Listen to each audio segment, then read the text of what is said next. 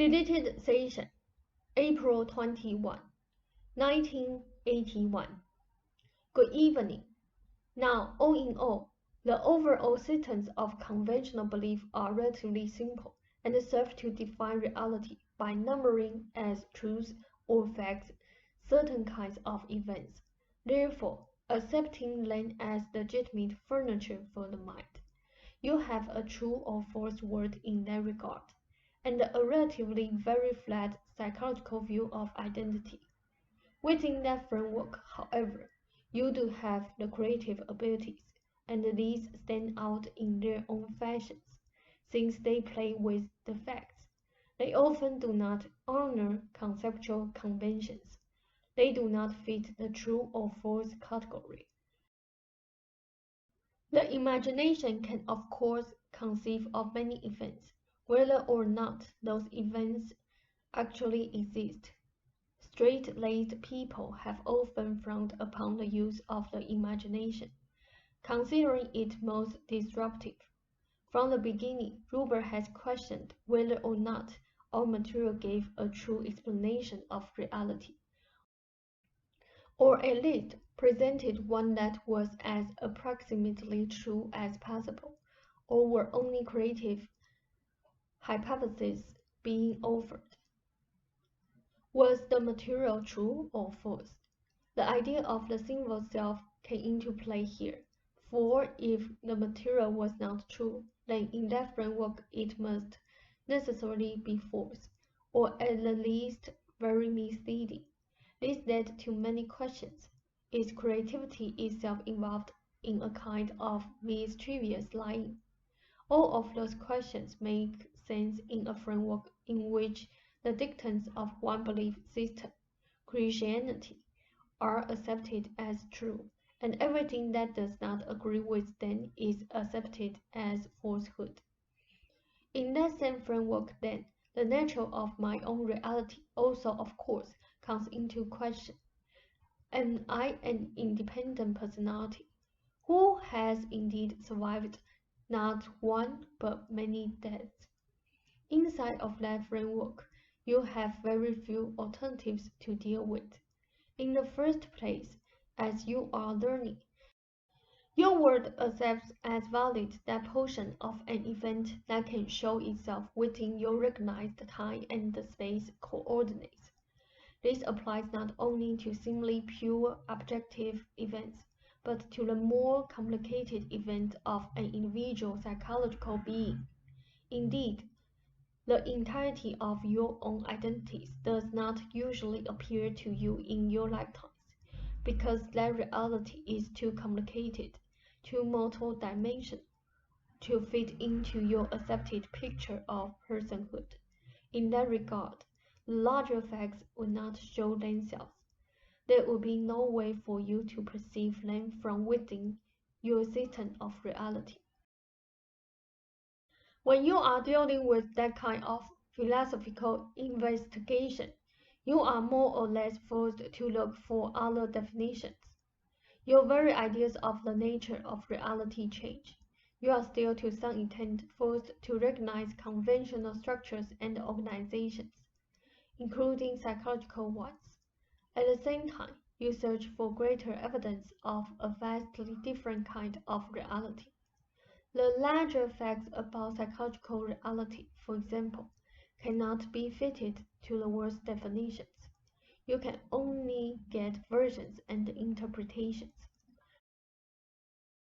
Translations and dramatizations that serve to give you a glimpse of psychological structures whose very natures do not fit the facts of the world. Creative abilities are most helpful in that regard, for they are able to stretch recognizable concepts to their utmost, allowing you some glimpses of organizations too vastly for your own world's dimensionalities. Those structures include the unexperienced portion of your own identities. All of your concepts of gods and goddesses are basically creative attempts to portray psychological dramatizations of other portions of the psyche that do not appear in the flesh, to hint of other abilities and dimensions of being that cannot of themselves be squeezed into your own smaller definitions. So when Ruber asks such questions from the framework of old beliefs, with their old meanings, then he can find no adequate answers. The yes or no, true or false categories simply do not work when you are dealing with such issues. In that regard, it is important that he realize this. The entire concept of the sinful self can only exist at certain levels of experience. It can only seem to make sense in a very limited context. The creative abilities most often serve as psychological bridges, enabling man to conceive of the existence of realities outside of his own particular point of reference. They can hint at a greater diversity of being, the larger dimension of events. They can present dramatizations. They can serve as thresholds, but they cannot contain direct experience themselves with events that are intrinsically beyond those reaches. In that regard, the attempt to be too literal is of no benefit. Religions have gone astray, of course, by insisting upon the literal interpretation of symbolic material. I am not saying that there are no greater facts, but that those greater facts cannot be contained within your system as themselves. Basic reality deals with far more than any true or false category, and the deeper dimensions of actuality contain the source material from which, indeed, your true or false world emerges. So it does Ruber no particular good to over-concern himself. All material is the best approximation, the best approximate model you can perceive of a vaster psychological field of existence. You are in a position of living in the ordinary world, while sensing those other fields of actuality in which that world has its existence.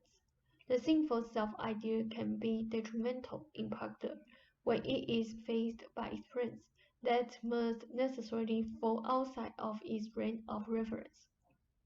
Both church and science, again, possess a deep suspicion of unofficial or revelatory knowledge, for this must necessarily involve the insertion of new information into a system unable to explain any facts but its own.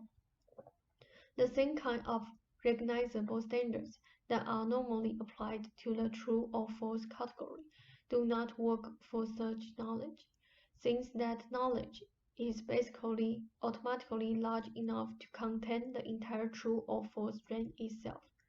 That is, revelatory information puts true and false designations side by side, and ends up with a system large enough to contain both, in which each are seen as valid constructs that are only part of a larger view of psychological events. I recognize the difficulties, for example, that you encounter quite personally as you struggle with Ruber's physical condition, or those you experience, say, watching television news as you see spread before your vision unfortunate events that seem to portray most clearly evidence of man's flawed nature. It is impossible for you to perceive in the same direct fashion the majestic, almost unimaginable field of creative actions in which any of those events occur, however, in which each act, however, seemingly destructive, has vital creative purposes that may or may not appear within the limited references of your conventional dimensions. In that regard, the questions of Ruber's sinful self must indeed seem to it most alarming, for it possesses no frame of reference in which its own questions can be answered. These very passages are meant to help open the door of understanding, so that the sinful self itself can understand why it feels as it does, so that it can also realize that there are other systems in which its questions can at least be considered. When Robert closes his mind to the feelings of the sinful self, he locks it up within a prison as if it could receive no new information, but must always operate within the distorted beliefs of its birth. It cannot get feedback.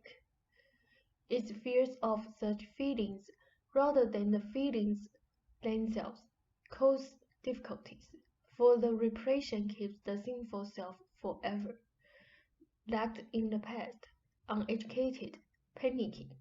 The release of such feelings allows the sinful self some expression, and gives it a sense of communication, so that it can indeed be reached by the understanding gained by other portions of the self, a highly important point. The feelings involve the fear of being abandoned and alone, outcast.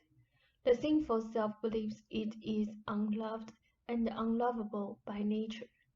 You talk to it as you would comfort a child. You tell it that it is loved and will not be abandoned. That is good, and that those who told it anything else were in grave error. No portion of the self is beyond reach in that regard, or unteachable. When Robert feels that kind of panic, it is indeed the small child's fear of abandonment, of being bad, and the feelings of powerlessness because of the child's relative lack of power in reference to the adult world.